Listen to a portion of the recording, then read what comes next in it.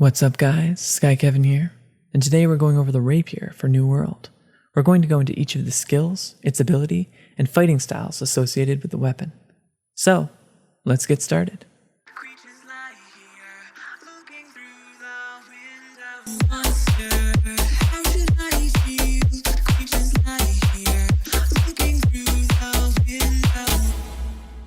The Rapier is definitely a fan favorite as an offhand for many different players. Overall, its damage is based off of dexterity and intelligence, so you can essentially pair it with most of the magical and melee finesse type weapons.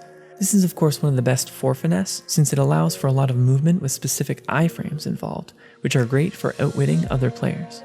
Interestingly, I can't think of any other players that really like to use the Rapier as their main weapon. It's often a secondary to some type of ranged weapon instead. For the mastery tree, you have blood and grace, which is essentially DPS and movement. Tondo is a strike that adds a 12-second bleed to the enemy with additional damage if they can hit you from 4 meters away or above. This one can stack the bleed 3 times with consistent hits. Flourish and Finish sends a bunch of attacks forwards and will consume any bleed effects currently on the target with 50% more damage from the bleeds. It's uninterruptible, gives 20 stamina when hitting a target, and its cooldown reduces with Tondo's bleed effects. Flurry sends out 5 simultaneous attacks, and the animation can be cancelled at any time. Each hit deals more damage to someone blocking, adds a duration to existing bleeds, and will stagger the enemy on the last hit. Riposte will make your character invulnerable for a second and counter any enemies with a 2-second stun. It gives grit for the next 3 seconds afterwards on a successful counter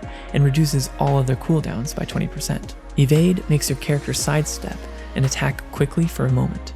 It gives 20 stamina on activation, 20% movement speed, 15% increased damage if you're moving forward, and the cooldown time frame is reduced by 30% for every normal light attack you land on an enemy. Lastly, there is Fletch, which will launch your character in a spin 10 meters forwards through any enemies. If you kill with the ability, it has an 80% cooldown reduction, a 15% damage increase on your next critical attack, and it can be stopped by performing a light attack early with an additional bonus damage.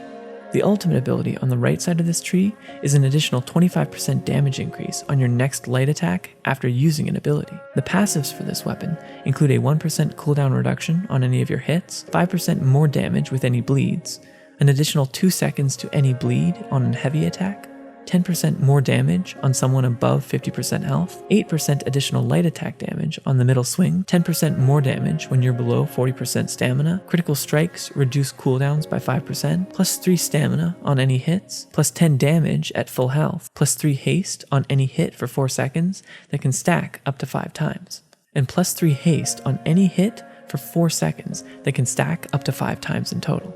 It's no surprise with this weapon why it's a favorite, especially when it comes to players looking to finesse their way out of a situation. As a result, I think a lot of people mainly use the Rapier for the right side of the tree, since it grants some good damage options, a lot of movement, and survivability. Indeed, the blood side of the tree really involves using the Rapier as a main weapon, and since it's often overshadowed by the fire staff or musket in favor of the ranged meta and tactics, most players just naturally go for the maneuverability over using more of a stacking bleed style meta. One of the other interesting things about the Rapier is just how the skill tree is laid out.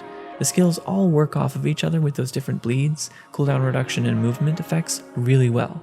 But that means that there isn't much for variation going between the two skill trees.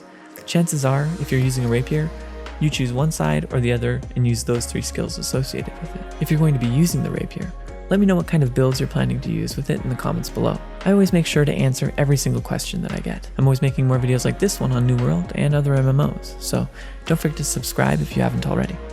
That's it for today. Thanks for watching, and I'll see you next time.